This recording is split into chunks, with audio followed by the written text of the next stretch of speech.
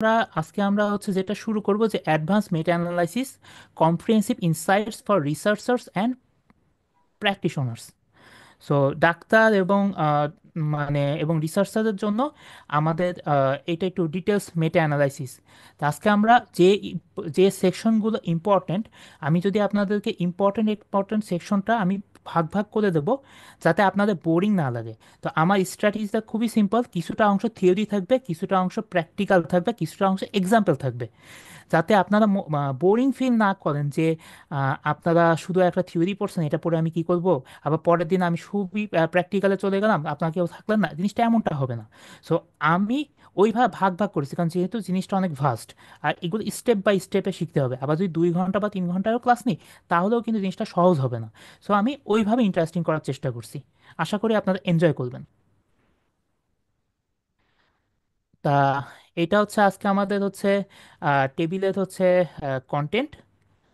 ওকে, so আজকে দেখতে পাচ্ছেন, তা আমরা হচ্ছে প্রথম কন্টেন্টে আমরা যাই, যে ইন্ট্রোডাকশন অফ মেটা অ্যানালাইসিস। তা যখন আমরা কোনো একটা জিনিস সম্পর্কে জানছি, তখন আমাদের তাদের হিস্ট্রিটা সম্পর্কে একটু জানা জানা প্রয়োজন। তা নর্মালি কি হয়েছিল, যে আগেকার যুগে 1970-এর দশকে, উম, সেই সময় হচ্ছে মানুষজন শুধু রিসার্চ করতো। তা রিসার্চ যখন করতো, তখন হচ্ছে অনেক সময় আমরা দেখতে পেতাম যে মানে মানে অনেক সময় আমরা দেখতে পেতাম যে রিসার্চগুলো করছে কিন্তু কোনোটার সাথে হচ্ছে আপনার মিল থাকছে না। অনেক রিসার্চে, যেমন একটা ধরেন একটা রিসার্চে বলা হচ্ছে যে এইটা এখানে সঠিক, আর একটা রিসার্চে বলা হচ্ছে এইটা এখানে ভুল, আবার আরেকটা রিসার্চে দুইটার মাঝামাঝি চলে আসছে। তা এইটা একটা আসলে সমস্যা, আপনি কাকে থুয়ে কাকে বিশ্বাস করবেন, সবাই তো সঠিক এইসব করলে দেখা যায়। তা তখন মনে করেন একটা মানে সমাধানে আসার জন্য জেন ভি গ্লাস, উনি হচ্ছে মানে গ্রাউন্ড ওয়ার্ক করেন সিস্টেমিক রিভিউ মেথোডোলজি, এবং হচ্ছে popularize use the of quantitative technology combining the study results. মানে সোজা কথায় উনি সব রিসার্চগুলোকে তিনি কম্বাইন করে একটা রেজাল্টস বের করতে চাইলেন। এটাই ছিল ওনার হচ্ছে একটা টেকনোলজি, যেটা 1970-এর দশকে শুরু হয়। এটা এখনো পর্যন্ত এই 2024 সালের উম, সময়, 2025 সালের সময় এখনো কিন্তু এটা চলছে। তা এখানে হচ্ছে শুধু মেটা অ্যানালিসিস যখন করায়, এটা শুধু আপনার কোনো একটা নির্দিষ্ট আহ, জায়গাতে সীমাবদ্ধ থাকে নাই। এই জিনিসটা আপনার হচ্ছে ভিন্ন ভিন্ন আহ, মানে সাবজেক্টে অ্যাপ্লিকেশন হয়েছে, লাইক ফিজিওলজি, মেডিসিন এবং এডুকেশন। আচ্ছা, তাহলে হচ্ছে মেটা অ্যানালাইসিস জিনিসটা কি, তাহলে আমরা একটু ডেফিনেশনে যাই। Meta analysis is a statistical approach that synthesizes results from multiple independent studies on a particular research question, producing an overall narrative and quantitative estimate of effect size, enhance the reliability of findings by providing unfind results from various data sources। জিনিসটা খুবই simple, যেটা আমি বললাম যে একটু আগে history বলার সময়, যে মাল্টিপল ইন্ডিপেন্ডেন্ট স্টাডি থাকবে, ধরেন 10টা বা 20টি স্টাডি বা 100টা স্টাডি এরকম থাকবে। তা ওখান থেকে আমরা একটা উম, একটা রিসার্চ করব, যে কিন্তু সেটার জন্য আমাদের একটা টপিক থাকতে হবে। ধরেন আপনি একটা বিষয়ের উপর রিসার্চ করছেন, টপিকটা হচ্ছে এক্স। ওকে, এক্স টপিকটার উপর রিসার্চ করছেন, আপনার কোশ্চিনটা রেডি, রিসার্চ কোশ্চিন কিন্তু রেডি।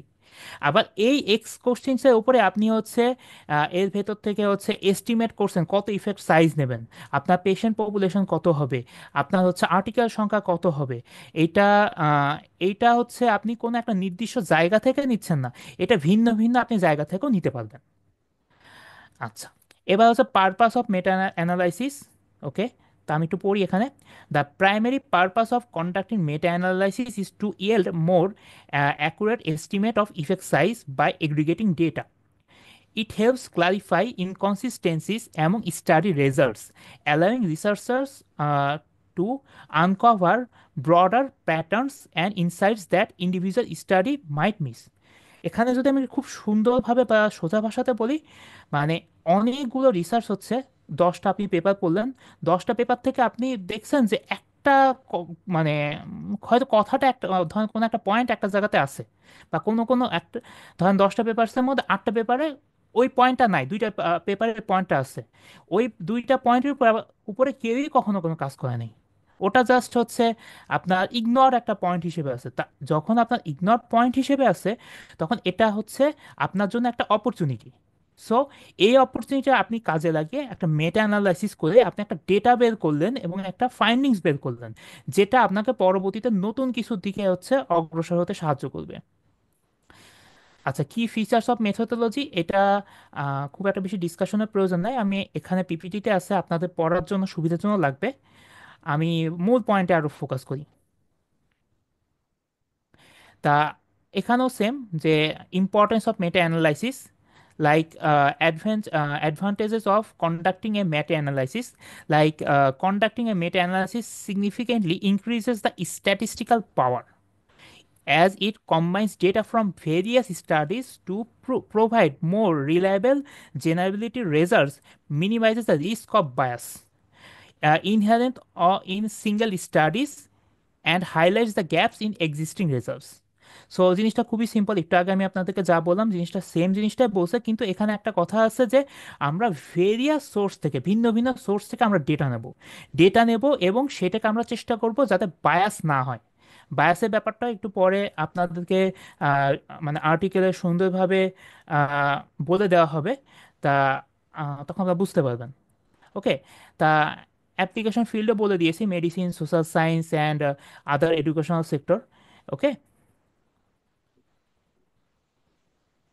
তা এখানেও সেম কথাই, সামারিতে আমরা যদি আসি, তা সামারিতে আমরা পাচ্ছি যা সেটা হচ্ছে আনসার্টেনিটিস ওয়েন স্টাডি ডিসএগ্রিজ, মানে অনেকগুলো স্টাডি করলেন, সেখানে একটা বিষয়ে হচ্ছে 50% আপনার আর্টিকেল একটা বিষয় সাপোর্ট করছে আর 50% আরেকটা বিষয় সাপোর্ট করছে, অথবা 40% সাপোর্ট করছে, 60% সাপোর্ট করছে না।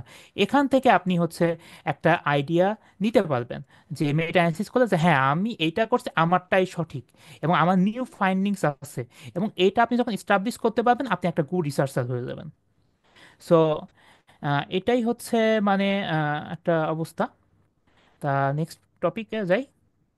আচ্ছা, তা আজকে আমরা যখন হচ্ছে করব, তা আজকে আমাদের লেকচারের মধ্যে থাকবে আপনার কিছুটা থিওরিটিক্যাল এক্সপ্লেনেশন থাকবে, আবার কিছুটা হচ্ছে প্র্যাকটিক্যাল এক্সপ্লেনেশনও থাকবে। তা থিওরিটিক্যালের মধ্যে হচ্ছে provide theoretical explanation of meta analysis covering the historical context, statistical functionalities and theoretical implications। আর প্র্যাকটিক্যালের মধ্যে থাকবে আপনার মেটা অ্যানালিসিসটা আমরা কিভাবে করছি, কোন কোন ফিল্ডে করছি, তারপর হচ্ছে এটা রিয়েল ওয়ার্ল্ডের ক্ষেত্রে আমরা কিভাবে করতে পারি, কোন কোন সিনারিও পেতে পারি, এইটা হচ্ছে আপনার প্র্যাকটিক্যালের ক্ষেত্রে থাকবে। তা থিওরিটিক্যালের থেকে আমি প্র্যাকটিক্যালের দিকে বেশি ফোকাস করব। তা থিওরিটিক্যালের মধ্যে একটু পড়ে নিই, যে আমরা অলরেডি বলেছি যে অরিজিনাল ডেভেলপমেন্ট, এটা অলরেডি আমরা ডিসকাস করা হয়ে গেছে। তারপর ক্রস ডিসিপ্লিনারি অ্যাপ্লিকেশনস, এটা অলরেডি ডিসকাশন করা হয়ে গেছে। আপনারা দেখতে পাচ্ছেন যে হচ্ছে আহ, আমি হিস্ট্রিটা যেটা বলেছিলাম সেটা হচ্ছে অরিজিনাল ডেভেলপমেন্ট কীভাবে হয়েছে 1970-এর দশক থেকে। আর ক্রস ডিসিপ্লিনারি অ্যাপ্লিকেশনস, এটা ভিন্ন ভিন্ন আহ, মানে মেজরের, যেরকম আহ, ধরেন একটা মানুষ হচ্ছে অসুস্থ, সে সাইকোলজিক্যাল ডিসঅর্ডারে ভুগছে, তারপর হচ্ছে আপনার তার হার্ট ডিজিজ আছে, আবার সেখানে হচ্ছে সে যে এনভায়রনমেন্টের মধ্যে আছে সেই এনভায়রনমেন্টটা আপনার হচ্ছে পলিউটেড। সো আপনি এখানে পাচ্ছেন মেডিসিন, এখানে পাচ্ছেন সাইকিয়াট্রি, এবং এখানে পাচ্ছেন আপনার হচ্ছে এনভায়রনমেন্টাল সায়েন্স। এই তিনটাকে আপনি একত্রে করে একটা মেটা অ্যানালাইসিসের এমন একটা রেজাল্ট আনলেন যেটা কখনোই করা হয়নি। এটা কিন্তু আপনি যখন পাবলিকেশন করবেন, এই সময় আপনার সাথে এই তিনটা মেজরের অনেক মানুষদের সাথে আপনি হচ্ছে কাজ করার সুযোগ পাবেন। আবার পরবর্তীতে এমন হতে পারে যে আপনার মানে আপনার পাবলিকেশন বা আপনার ফাইন্ডিংসটা এত সুন্দর আছে যে জার্নাল বা ভিন্ন ভিন্ন জায়গা থেকে আপনাকে ইমেল করবে, আপনাকে ফোন করবে যে আপনি এটা পাইছেন, তা এইটা সম্পর্কে আপনার আরও কোনো কিছু আর্টিকেল বা আপনার কোনো নিজস্ব যদি কোনো মতামত থাকে যেটা এখনও আপনি পাবলিশ করতে পারেন নাই, বা আপনি নেক্সট কেস 2 হিসেবে পাবলিকেশন করবেন, আপনি কিন্তু সেটা করতে পারবেন, তখন কিন্তু আপনার অপরচুনিটি বেড়ে যাবে। আচ্ছা, এখানে হচ্ছে এটা গতদিনকার স্লাইড, তা একটু আমি এখান থেকে আলোচনা করি যে স্ট্যাটিস্টিক্যাল মেথড আমরা এখানে ইউজ করি। একটা হচ্ছে ইফেক্ট সাইজ মেট্রিক্স, একটা হচ্ছে পোলিং মেথড, আর একটা হচ্ছে understanding the heterogeneity and forest plots. Okay, তা আজকে আমরা একটু এফেক্ট সাইজ সম্পর্কে পড়বো আর ফরেস্ট প্লট সম্পর্কে একটু বলবো। হ্যাঁ, তা ইফেক্ট সাইজের মধ্যে আপনার থাকছে হচ্ছে আহ, আপনার odds ratio, risk ratio and mean difference থাকবে। আর ওইদিকে পুলিং মেথডের মধ্যে থাকবে আপনার ফিক্সড অ্যান্ড র্যান্ডম ইফেক্টস থাকবে। আচ্ছা, ফিক্সড এফেক্টটা আপনার যদি হচ্ছে যদি কখনো কোনো স্টাডি যদি সিমিলার থাকে তখন আপনার হচ্ছে আপনি ফিক্সড ইফেক্ট মডেল ইউজ করতে পারবেন। আবার যদি কখনো কোনো স্টাডি যদি আপনার ভিন্ন ভিন্ন থাকে তাহলে আপনি তখন র্যান্ডম আপনি আহ, এটা ইউজ করতে পারবেন।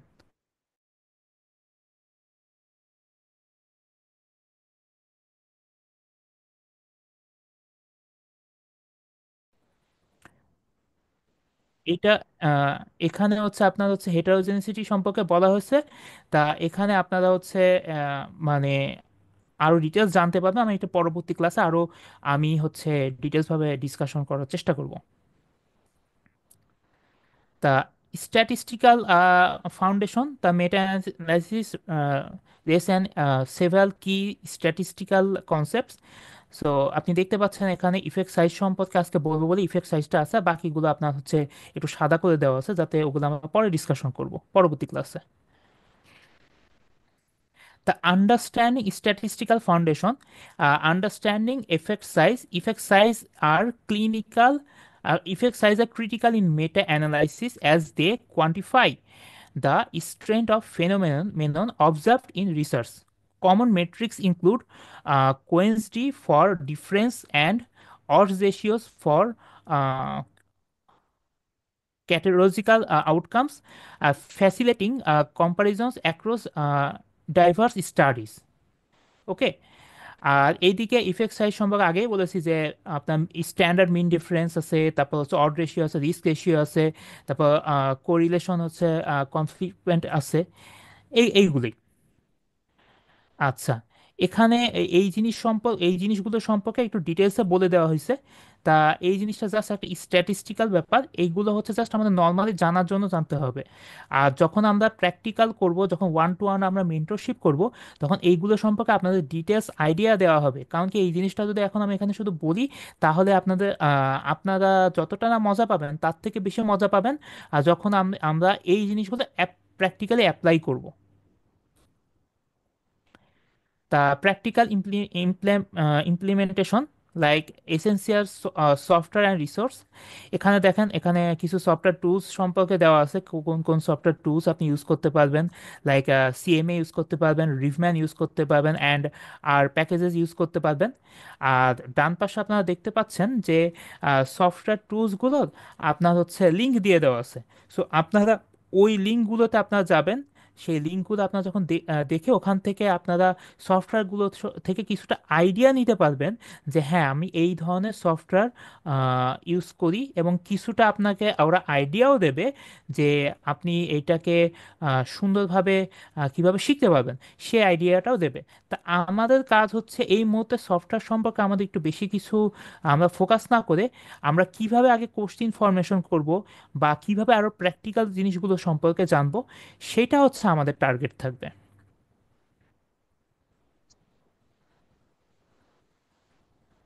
এই যে এখানে আবার হচ্ছে রিসোর্স আছে, অনলাইন রিসোর্সও দেওয়া আছে, যে এই যে ক্রোকেন হ্যান্ডবুক, প্রিজমা গাইডলাইন্স, মেটা অ্যানালিসিস ট্রেনিং রিসোর্স।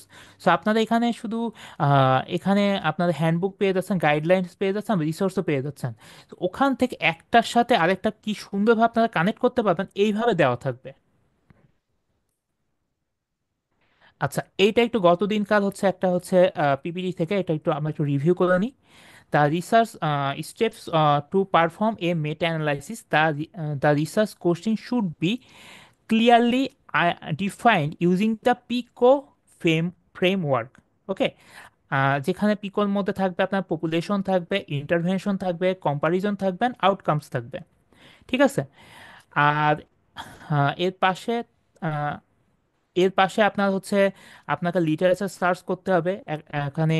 তারপরে হচ্ছে ইনক্লুশন অ্যান্ড এক্সক্লুশন করতে ক্রাইটেরিয়া আপনার থাকবে। তা লিটারেচার সার্চের মধ্যে আপনার systematic reviewing database and other source and relevant studies.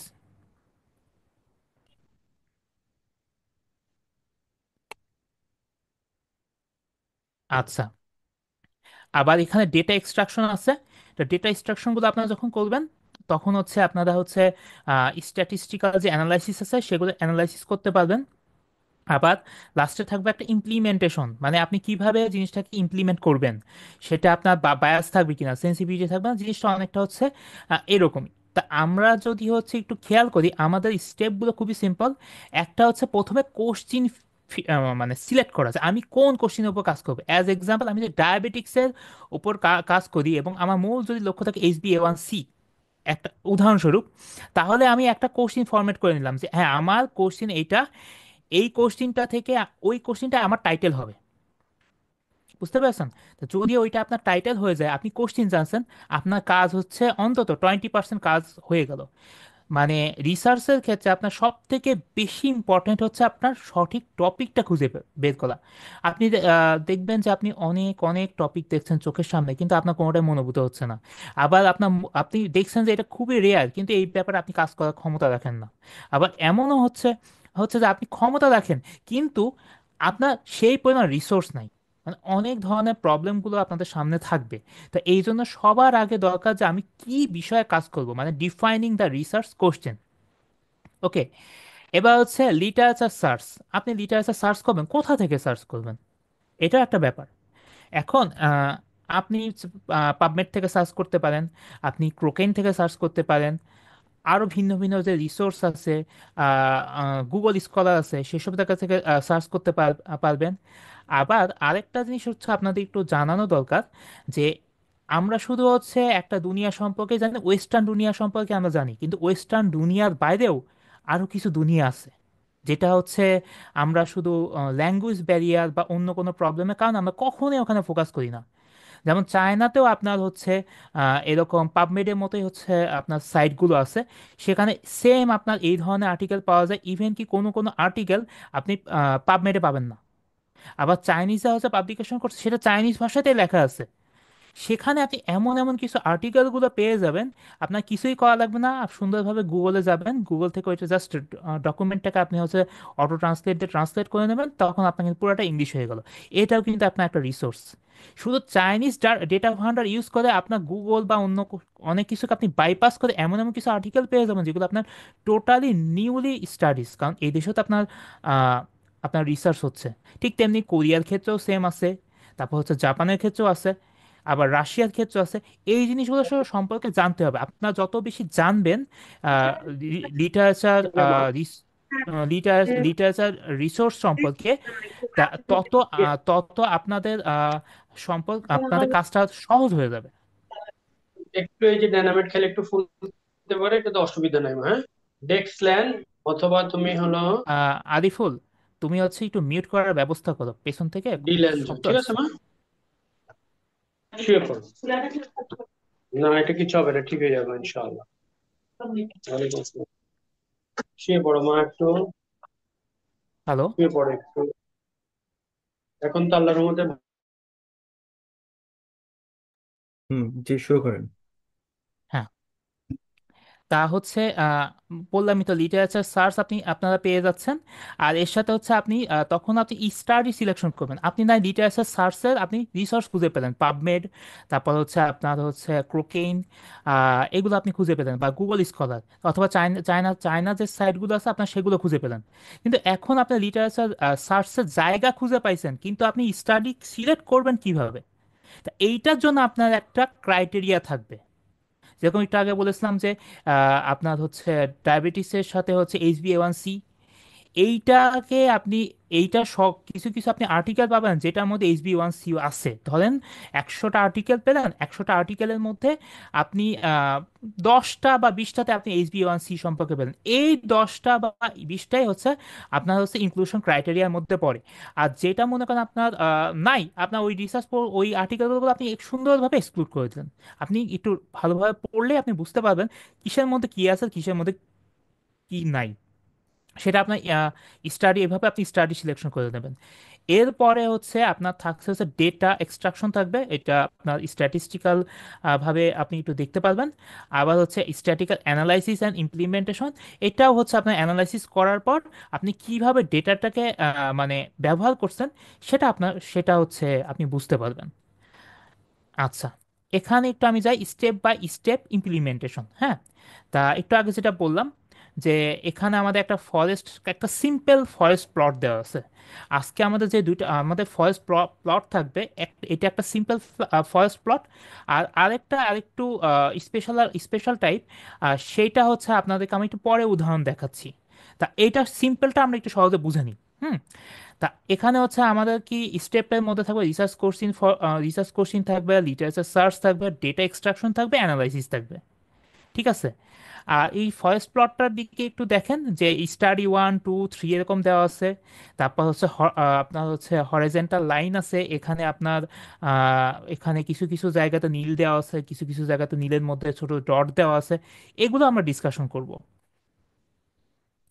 তা এখন হচ্ছে যেটা প্রথম কথা, research question formulation, the very very important thing, আমি যেটা প্রথমে বলেছিলাম।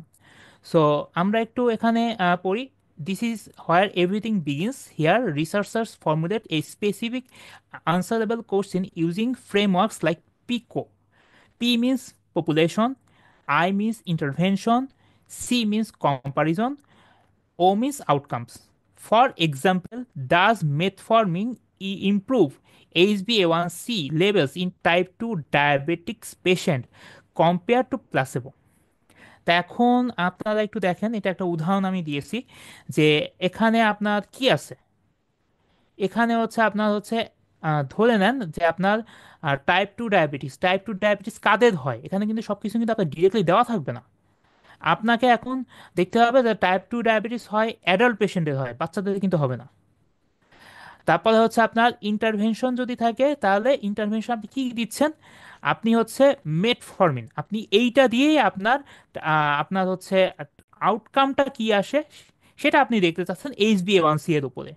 কম্পারিজন, আপনি কার সাথে কম্পারিজন করছেন, আপনি প্লাসিবোর সাথে কম্পারিজন করছেন। তাহলে এখানে আপনার আপনার লক্ষ্যটা কি, মেটফর্মিনটাকে আপনার বেস্ট দেখানো, যে হ্যাঁ আমি মেটফর্মিনটা ইউজ করছি, এবার এইটা দেখে এবার বেস্ট কি বেস্ট না প্লাসিবোর তুলনায়। তো আপনার ইন্টারভেনশন আপনি ঠিক থাকলো, কম্পারিজন আপনি পেয়ে গেছেন, আউটকামও আপনি জানেন যে আপনি HbA1c এর উপর আউটকামটা করবেন। ওকে, এইবার একটু আগে আমি বলেই দিয়েছি লিটারেচার সার্চ স্ট্র্যাটেজি কেমন হবে। বিভিন্ন আপনি সাইটগুলো থেকে পেয়ে যাচ্ছেন। ঠিক আছে। আর এর সাথে হচ্ছে আপনার মানে হচ্ছে লিটারেচার আপনার সার্চ স্ট্র্যাটেজিতে কেমন হবে। হ্যাঁ, এখন দেখেন আপনি মেটফর্মিং সম্পর্কে আমি বললাম, এটা হচ্ছে আপনার title. Okay. And type 2 diabetics, এটা আপনার টাইটেল অ্যাবস্ট্রাক্টের মধ্যে যাবে।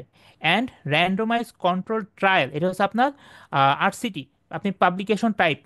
And HbA1c। ওকে। সো আপনি HbA1c এর মধ্যে করছেন। এখন আপনার যদি শুধু টার্গেট থাকে HbA1c, অনেক ক্ষেত্রে তো অনেকে তো এটা HbA1c ডিরেক্টলি নাও লিখতে পারে, সেই ক্ষেত্রে মনে করেন হচ্ছে গ্লাইকেটেড হিমোগ্লোবিন, এটাও আপনার হচ্ছে লিখতে হবে। সো এইটার মানে একটা জিনিস দেওয়া আছে সেইটাই যে আপনি লিখবেন সেরকমটা না। যেরকম যদি কেউ এরকম বলে যে T2 DM, অনেকে লিখতে পারে টাইপ 2 ডায়াবেটিক্স। ওকে। এবং অনেকে লিখতে পারে হচ্ছে আপনার হচ্ছে ডায়াবেটিক্স মেলাইটাস। সো আপনাকে সিনোনিমগুলো অ্যান্ড এবং অর এইগুলো ইউজ করতে হবে। আপনি যখন এগুলো ইউজ করতে পারবেন তখন আপনি দেখবেন আপনি অনেকগুলো আর্টিকেল পেয়ে যাচ্ছেন। এখন একটা কথা বলি, আপনার যদি লিটারেচার সার্চ স্ট্র্যাটেজি যদি ঠিক না হয়, আপনার কিন্তু আর্টিকেল ভালো আসবে না। তখন এরকমটা হবে যে আপনি ধরেন 100টা আর্টিকেল পাচ্ছেন, 100টা আর্টিকেলের মধ্যে আপনি 5টাও আপনার পছন্দ মতো পেলেন না। তখন কিন্তু আপনার এই সময় শ্রম সব ওয়েস্ট হয়ে যাবে। এমনটা করা যাবে না। সো স্টেপে হচ্ছে সবার আগে আমাদের টপিক ঠিক করতে হবে, তারপর হচ্ছে লিটারেচার সার্চ স্ট্র্যাটেজি আমাদের ঠিক করা লাগবে।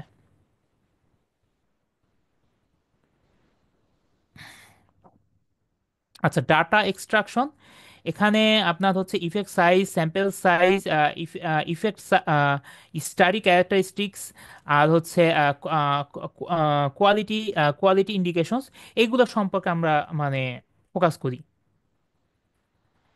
The analysis, okay, so the final step where all the extracted data is statistically combined to general overall outcomes, okay। তা আপনি হচ্ছে এই নিচের ডায়াগ্রামটার দিকে একবার তাকান, তাকালেই হচ্ছে অনেক কিছু আপনি বুঝতে পারবেন কি আছে। তা আমরা একটু নেক্সটে যাই। সো এখানে আপনাকে একটু শিখায় মানে বোঝায় দিই যে জিনিসটা আসলে কি বলছে এখানে। Study one, study two, study three এরকম করে দিয়ে দেওয়া আছে।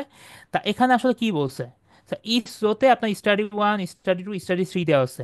এই each row represent an individual study included in the meta analysis. তার মানে আপনি এখানে তিনটা আর্টিকেল নিয়েছেন, এই জন্য আপনি স্টাডি লিখছেন, ঠিক আছে। এর মধ্যে দেখানো হচ্ছে blue dots, okay. Blue dot represent the effect size or the main finding from each studies. So আপনি হচ্ছে ইফেক্ট, আপনি হচ্ছে ব্লু ডট থেকে আপনি ইফেক্ট সাইজ নিচ্ছেন, তো কতখানি আছে বা মেইন ফাইন্ডিং পাচ্ছেন ওখান থেকে। আর হরাইজেন্টাল লাইন, হরাইজেন্টাল লাইন থেকে আপনি পাচ্ছেন যে through horizontal line is dot show the confidence intervals, longer lines indicates less precise estimates. So যে লাইনটা আপনার লম্বা বেশি হবে সেটাতে আপনি হচ্ছে কম ইফেক্টিভনেসটা পাবেন। আর যে লাইনটা মোটা এবং ছোট হবে এবং ডটটাও হচ্ছে আপনার অনেক মোটা হবে, সেখান থেকে আপনি হচ্ছে ভালো একটা আউটকাম পাবেন। The position on the effect size scale shows the magnitude and direction of each studies findings. So আপনার হচ্ছে এই স্টাডিটা দিয়ে দেখতে পাবেন আপনার পজিটিভে যাচ্ছে নাকি নেগেটিভে যাচ্ছে। তো এইটা আমাদের নেক্সট ফার্স্ট প্লটে আমরা আরো ডিটেলস ডিসকাস করব। Okay, the consistency of findings across studies, do all studies point in the same direction. দেখেন আমাদের হচ্ছে যে দুইটা যে তিনটে স্টাডি আছে, তিনটে স্টাডির মধ্যে দুইটা স্টাডি কিন্তু সেম ডিরেকশনে যাচ্ছে, আর একটা স্টাডি কিন্তু সেম ডিরেকশনে নাই। The precision of each studies estimates shown in the wide of the confidence intervals, এটা আমি অলরেডি বলে দিয়েছি, ওকে। নিচের পয়েন্টটা অলরেডি এক্সপ্লেন করেছি। So at the bottom of the image, we see beginning of section about statistical foundation, indicating that the precision is about to delve into the statistical concepts underlying meta-analysis. This image effectively illustrates the how meta-analysis combines a systematic process. ওকে, আপনি ডায়াগ্রামের দিকে তাকান, এখানে statistical ভিজুয়ালাইজেশনের দিকে পাচ্ছেন, তারপর synthesise পাচ্ছেন, evidence from multiple studies পাচ্ছেন, তার মানে ভিন্ন ভিন্ন স্টাডিজ থেকে আপনি এভিডেন্সও পাচ্ছেন। এই ফার্স্ট প্লটটা দেখে যারা স্ট্যাটিস্টিক্সটা বুঝবে তারা এইখানেই আগে তাকাবে, এটা এখানে কি বলছে ওরা কিন্তু এইটাই দেখবে। তা কোশ্চিনস অ্যাবাউট ফরেস্ট প্লট, মানে আমি একটু আরো ডিটেলস ভাবে বলছি। তা how to interpret the forest plot more deeply, আমাদের নেক্সট যে স্টেপগুলো থাকবে। The specific statistical method in each স্টেপে থাকবে। তারপরে হচ্ছে আপনার how to formulate good research question in meta analysis, এই জিনিসগুলো সম্পর্কে আমরা আগামী পিপিটিগুলোতে আলোচনা করতে যাচ্ছি। তা এখানে আমি বলেছি যে how to interpret the forest plus more deeply, effect size, representation and reading the plot, এইটা খুবই ইম্পর্ট্যান্ট। আচ্ছা, এই যে ফরেস্ট প্লটটা আপনারা দেখছেন, এটাকে বলা হচ্ছে অ্যানোটেটেড ফরেস্ট প্লট। এইটা থেকে এইটাই আমরা হচ্ছে মোটামুটি যারা মেটা অ্যানালাইসিস করি আমরা এই ধরনের ফরেস্ট প্লটটা ইউজ করি, যাতে জার্নালে আমাদের খুব সুন্দর এবং সহজভাবে আমাদের একসেপ্ট হয়, ওকে। আমি অলরেডি আগে বুঝাই দিয়েছি, এবার একটু আরো সহজভাবে বলি। দেখেন ইফেক্ট সাইজ রিপ্রেজেন্টেশনের মধ্যে দেখছেন the central dot represent the point estimate of the is studies মানে আপনার একটা সেন্টার ডট থাকবে, ঠিক আছে? এইটার থেকে আপনার কোন দিকে যাবে, ডান দিকে যাবে নাকি বাম দিকে যাবে, ধনাত্মক বা ঋণাত্মক কিছু একটা হবে। Larger dots often indicates larger sample size or more precise studies.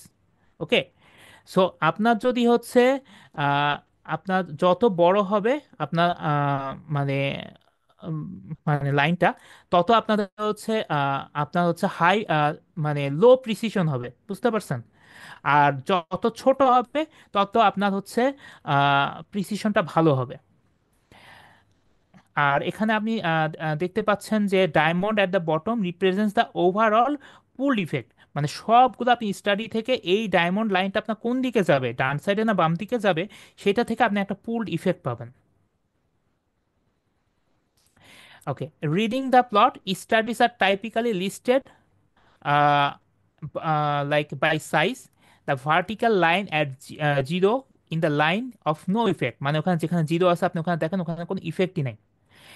If a confident intervals crosses zero line, the result is not statistically significant. The width of the confidence intervals indicates precision. Narrower means more precise.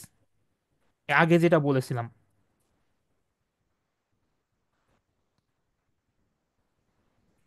ওকে, তা হচ্ছে the specific statistical methods use in this step, এগুলো সম্পর্কে আমি একটু জানার চেষ্টা করি। দেখেন হচ্ছে রিসার্চ কোশ্চেন স্টেজ থাকবে like power analysis to determine minimum sample needed. আমাদের একটা মিনিমাল একটা স্যাম্পল লাগবেই। Okay, effect size calculations determine what magnitude effect would be meaningful. Okay, same লাগবে হচ্ছে heterogeneity estimation of predict required number of studies. আচ্ছা, এখন আমরা literature search স্টেজে সেম জিনিসগুলো ইউজ করবো, আগে আমি যেগুলো বলে থুইছিলাম ওখানে এই জিনিসগুলো জাস্ট স্ট্যাটিস্টিক্যালি ভাবে জাস্ট বলে দেওয়া আছে। এই জিনিসগুলো আমরা যখন প্র্যাকটিক্যালি করব ওয়ান টু ওয়ান মেন্টরশিপ দিয়ে, তখন আমাদের জিনিসটা আরো সহজ হয়ে যাবে বোঝার জন্য। ডাটা এক্সট্রাকশনের ক্ষেত্রে আপনাদেরকে এর আগে আমি যেটা বলেছিলাম সেম জিনিস। অ্যানালাইসিস স্টেজ এখানেও সেম, যে ফিক্সড র্যান্ডম কিভাবে হবে, হেটারোজেনিসিটি হবে, তারপর হচ্ছে পাবলিকেশন বায়াস আমরা হচ্ছে কিভাবে টেস্ট করব, এগুলো সবই আপনাদের প্র্যাকটিক্যালের মধ্যে আপনারা সবচেয়ে বেশি এনজয় করতে পারবেন। আচ্ছা, এখানে হচ্ছে আমি এখন আপনারা একটু কাইন্ডলি এখানে ফোকাস করেন, অন্য কিছু যদি একটু কমও বুঝে থাকেন এইখানে ফোকাস করেন, এইটাই হচ্ছে মেইন প্র্যাকটিক্যালের খেলাটা। সো আপনার পিকো ফ্রেমওয়ার্ক দিয়ে কীভাবে কাজ করব, ইন্টারভেনশন কীভাবে করব, কম্পারিজন কীভাবে করব, আউটকামস কীভাবে করব, এটা একটু আমরা হচ্ছে দেখি। এখন হচ্ছে পিকো ফ্রেমওয়ার্ক, এটা আগে যতটুকু বলেছি অনেকটা সেরকমই। তা এখানে আরও স্পেসিফিকভাবে দেওয়া আছে, যে এখানে বলা আছে পপুলেশন পিকোর পি, হ্যাঁ, equal to population, be specific about demographics conditions and settings.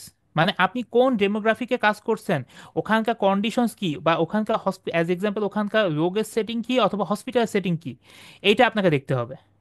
তারপর আসতে হচ্ছে consider subgroups at might respond differently. তার মানে আপনি হচ্ছে ভিন্ন ভিন্ন সাবগ্রুপও করতে পারবেন। আমি আপনাকে উদাহরণ দিই, আমি যখন আমার মানে থিসিসের কাজটা করেছিলাম, তখন হচ্ছে আমার তিনটা সাবগ্রুপ ছিল।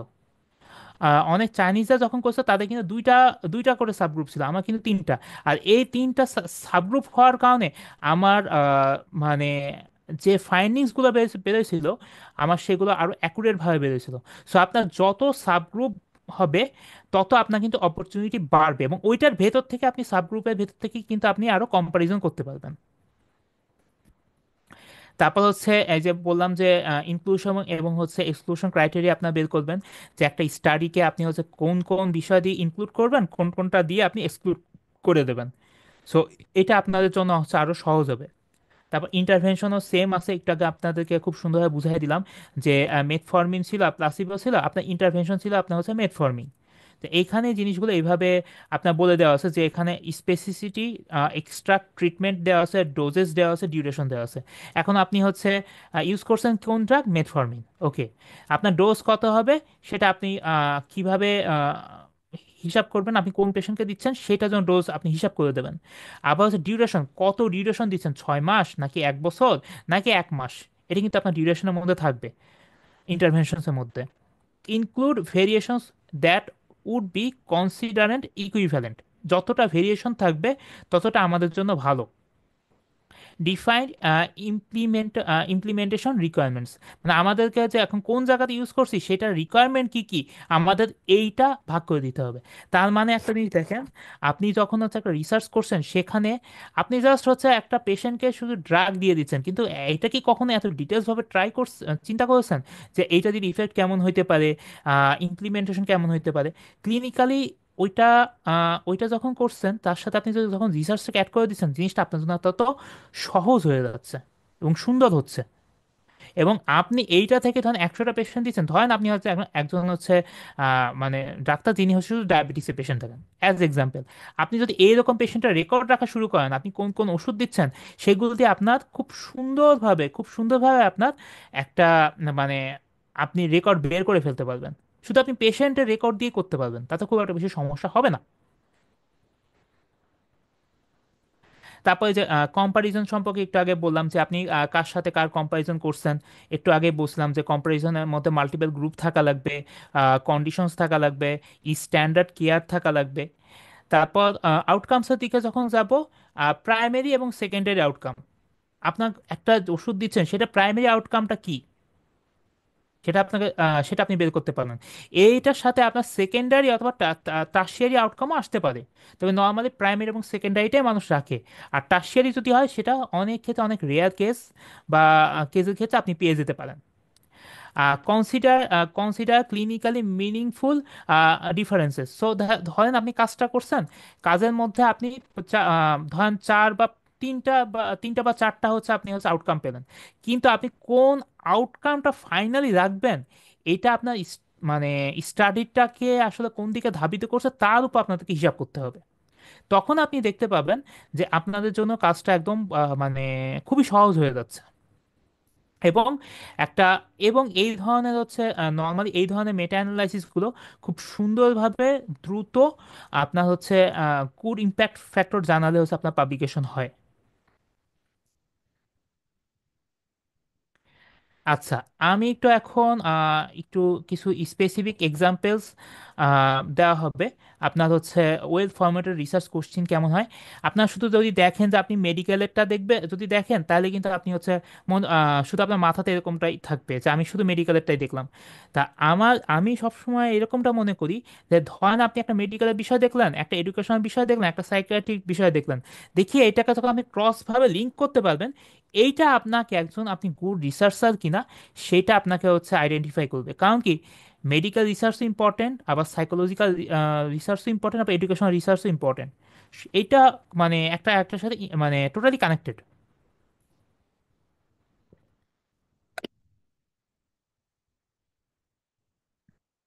আচ্ছা, এখানে আমরা দেখি, আগে তো আমরা একটু পড়েছি, তা এখন আমরা একটু বিশদভাবে দেখি যে এই বিশদভাবেটা আসলে কেমন হয়। তা এখন ধরেন একটা মেডিকেল রিসার্চের ক্ষেত্রে বেসিক কোশ্চেন আপনার হচ্ছে মাথায় আসছে অ্যাসপিরিন কি সত্যি ইফেক্টিভ, এটা আপনার মাথায় আসছে। কিন্তু এইটা মাথায় আসলে তো হবে না, এখন আমার মাথায় আসতে হবে যে এইটাকে আমি কিভাবে টপিক বানাইতে পারি এবং টপিকটা কিভাবে মিনিংফুল হইতে পারে, এবং এই মিনিংফুল টপিক দিয়ে আমি কিভাবে লিটারেচার সার্চ করতে পারি। লিটারেচার সার্চ করার পর আমি ওখান থেকে কিভাবে বাকি স্টেপ বাই স্টেপ, যেগুলো আমি অলরেডি প্রিভিয়াস পিপিটিগুলোতে বলেছি, ওভাবে আমি যেতে পারি। তো এই জন্য হচ্ছে সবার আগে দরকার হচ্ছে আমার পিকো ক্রাইটেরিয়া, এটা আমাকে জানতে হবে। পিকো ক্রাইটেরিয়া যদি হয়, ধরে নেন আপনার 30% কাজ হয়ে গেছে রিসার্চের, 30%। তা এখানে বলা হচ্ছে well formulated question, does daily low dose aspirin 75 to 100 mg reduce the risk of cardiovascular event in adults age 50 to 70 with no prior history of cardiovascular disease compared to placebo over 5 year period। দেখেন এখানে আপনি এত সুন্দরভাবে আপনি কাজটা করছেন যে আপনি পিরিয়ড সম্পর্কে বলে দিচ্ছেন যে আমার 5 বছর, আপনি একটা টাইম লাইন বলে দিচ্ছেন, এবং এই যে যে কোশ্চেনটা এইটাই আপনার টপিক। আবার এটাই আপনার লিটারেচার সার্চ স্ট্র্যাটেজি, এটাই আপনার লিটারেচার ইনক্লুশন এবং এক্সক্লুশন ক্রাইটেরিয়া আনতে পারে। বুঝতে পারছেন? তা একটু আমরা একটু দেখি যে আমাদের হচ্ছে জিনিসটা আসলে কেমন হচ্ছে। তা পপুলেশন দেখেন, অ্যাডাল্ট হচ্ছে 50 থেকে 70, যাদের হচ্ছে কার্ডিওভাস্কুলার পূর্বের ডিজিজ নাই। ওকে, ইন্টারভেনশন কি আমি দিচ্ছি অ্যাসপিরিন, এইটাই কিন্তু আমার মেইন। কার সাথে কম্পারিজন? প্লাসিবোর সাথে কম্পারিজন। আমার টাইম ডিউরেশনটা কত? 5 বছর টাইম ডিউরেশন। আমি কাদের খেয়েছি এই ওষুধটা ইউজ করছি? অবশ্যই কার্ডিওভাস্কুলার পেশেন্ট। জিনিসটা খুবই সিম্পল। তো এইভাবে যখন আমরা মানে কোশ্চেন নিজেদেরকে আস্ক করতে পারবো, একটা একটা টপিক তৈরি করতে পারবো, that will give us the effect. That is the reason we do the a good research and get the good conclusions. তা এখানে আরেকটা দেখেন হচ্ছে গুড রিসার্চ ফর্মুলেশন, যেটা এডুকেশনাল রিসার্চের ক্ষেত্রে। তা এখন কথা হচ্ছে যে বেসিক কোশ্চেন, যেরকম আজকে আমরা একটা অনলাইন ওয়েবিনার করছি, এটাকে আদৌ কাজের? আমি যখন এই কোশ্চেনটা হচ্ছে মানে তৈরি করি, তা আমি ভাবলাম আচ্ছা ঠিক আছে, আমি এরকমই আর একটা উদাহরণ তৈরি করি। তা এখানে আপনি দেখেন যে basic question, does online learning work, এটা কি কোনো কথা আছে? এটা একটা ওয়েবিনার হইতে পারে, এটা একটা আপনার আপনার হচ্ছে ফিজিক্স ক্লাস হইতে পারে, এটা হচ্ছে আপনার অন্যান্য লার্নিং পয়েন্ট হইতে পারে। কিন্তু আমি কি চাচ্ছি, কোন গ্রুপের ক্ষেত্রে চাচ্ছি, সেটা ইম্পর্ট্যান্ট। সো আমরা একটা ওয়েল ফর্মুলেটেড কোশ্চেন বের করি। তা what is the effect of synchronous online instruction on mathematics achievement scores among high school students compared to traditional classroom instruction during during a full academic semester। তা আমরা এখানে কি পাচ্ছি? দেখেন, আমি কোশ্চেনটা যখন তৈরি করছি, আমি প্রত্যেকটা জায়গা আমি ক্লিক করছি, পিকর প্রত্যেকটা ফরম্যাট আমি ক্লিক করছি। উপরন্তু আমি টাইম লাইনটাও আমি ঠিক করে দিচ্ছি। আমাকে টাইম লাইনটা পিকোতে কিন্তু আপনার টাইম লাইন কোথাও দেয় নাই, কিন্তু আমি টাইম লাইনটা করছি কারণ কি, আমাকে যখন সার্চ করতে হবে রিসার্চ আর্টিকেলগুলো, আমি তো 70 বছরটা সার্চ করতে পারি না। আমার টার্গেট থাকবে যে আমি লাস্ট 5 বছরটা সার্চ করব বা 10 বছরটা সার্চ করব। এই জন্য আমি এখানে টাইম লাইনটা উল্লেখ করছি, আদারওয়াইজ কিন্তু পিকোর মধ্যে এই টাইম লাইনটা নাই। ঠিক আছে? এখন দেখেন, আমি এটাকে ভেঙে দেখাচ্ছি। হাই স্কুল স্টুডেন্টস, ওকে, তা হাই স্কুল স্টুডেন্ট কারা? 9 to 10 গ্রেডের স্টুডেন্ট। আপনার কিন্তু বলা থাকবে না, কিন্তু আপনি যখন সার্চ করবেন তখন কিন্তু আপনাকে কিন্তু এটা লিখতে হবে, বা অ্যান্ড অর দিয়ে যেভাবে মানে লিটারেচার সার্চ দেখালাম, স্ট্র্যাটেজি দেখালাম, সেভাবে লিখতে হবে। এজ জেন্স টাইপিক্যালি যদি নাও পারেন, জানেন যে গ্রেড, কোনো কোনো আর্টিকেলে দেখবেন শুধু 9 to 12 দেবে, কোনো কোনো জায়গাতে হাই স্কুল স্টুডেন্ট দেবে, কোনো কোনো জায়গাতে বলবে যে 14 থেকে 18 বছর। এখানে আরো বলবে যে কারা একাডেমিক্যালি অ্যাবিলিটি আছে। ওকে, আবার মানে অল একাডেমিক অ্যাবিলিটি লেভেলস, মানে সবার জন্য আপনি মানে মানে আপনি দেখছেন। ঠিক আছে? যেরকম আমাদের দেশে কীরকম আছে, আমাদের দেশে হচ্ছে ইংলিশ মিডিয়াম আছে, বাংলা মিডিয়াম আছে, মাদ্রাসা আছে, এরকম আছে। আপনি কোনোটাকে আপনি ডিফাইন করবেন না, আপনি সবাইকে নিচ্ছেন। তারপর specific no specific geographical limitation, এখানে কিন্তু আপনার কোনো স্পেসিফিক জিওগ্রাফিক্যাল লিমিটেশন নাই।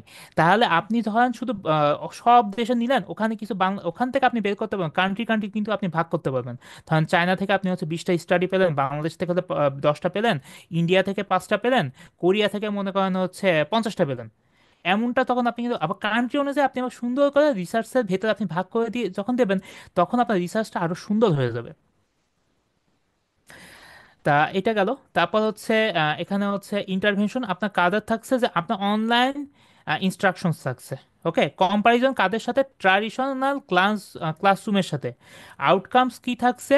ম্যাথমেটিক অ্যাচিভমেন্ট স্কোরস, আপনার এটাই হচ্ছে আউটকাম। আর টাইম ফ্রেম হচ্ছে ফুল একাডেমিক ইয়ার। বুঝতে পারছেন? তা এখানে প্রথমে লাস্টের লাইনটা দেখেন, during a full academic semester. So আপনি হচ্ছে একটা ফুল একাডেমিক সেমিস্টার নিয়ে নিচ্ছেন। এটা কিন্তু আপনার জন্য অনেক সহজ হয়ে যাবে। একদম মানে আপনি কোনো কিছু বাদ দিচ্ছেন না পিকো ক্রাইটেরিয়ার সাথে। PICOT, আমি PICOT বলি সবসময় কাজের সহ সুবিধার্থে।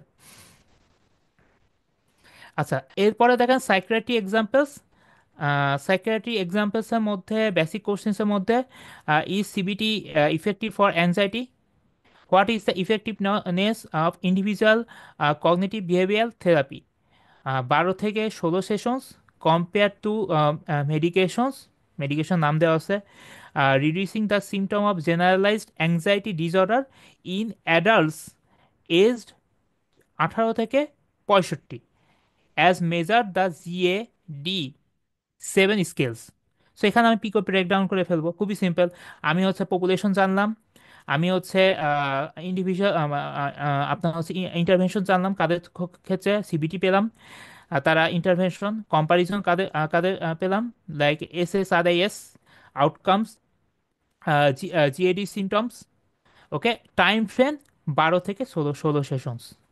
সিম্পল হিসাব, খুব সহজভাবে আপনি হচ্ছে কাজগুলোকে মানে আপনি হচ্ছে গুছাই ফেলতে পারছেন। ওকে, তা কমন চ্যালেঞ্জেস, আমার আমার পিপিটি প্রায় শেষ পর্যায়ে। তা কমন চ্যালেঞ্জেস সম্পর্কে একটু বলি। এইটা হচ্ছে কমন, এটা গতদিনকার পিপিটি, একটু এখানে আমি কানেক্ট করেছি যে publications bias and heterogeneity. Publication bias occurs when the tendency to publish with positive or significant results while neglecting studies with null or inclusive findings. Okay, তার মানে আপনি চাচ্ছেন যে আপনার রিসার্চটা খুব দ্রুত সময়ের মধ্যে পাবলিশ হোক, আপনি বেশি কোনো কাজ করতে চাচ্ছেন না। এটা আপনি কাজ করার জন্য না, আপনি হচ্ছে ইচ্ছা মতো যা খুশি আপনি তাই করছেন, তখন এটা পাবলিকেশন বায়াস আনবে। আর পাবলিকেশন যখন বায়াস আনবে তখন একটা পর্যায়ে জানান আপনাকে বলে দেবে, ভাই আমার তোমার রিসার্চ এই আর্টিকেলটা আমি পাবলিশ করতে পারবো না, কিন্তু আপনাকে ঝুলাই হবে মাসের পর মাস, কখনো কখনো বছরের পর বছর। তখন আপনি কি করবেন? এই জন্য পাবলিকেশন বায়াসটা অ্যাভয়েড করতে হলে আমাদেরকে সুন্দরভাবে পিকো ক্রাইটেরিয়াটাকে ফলো করতে হবে।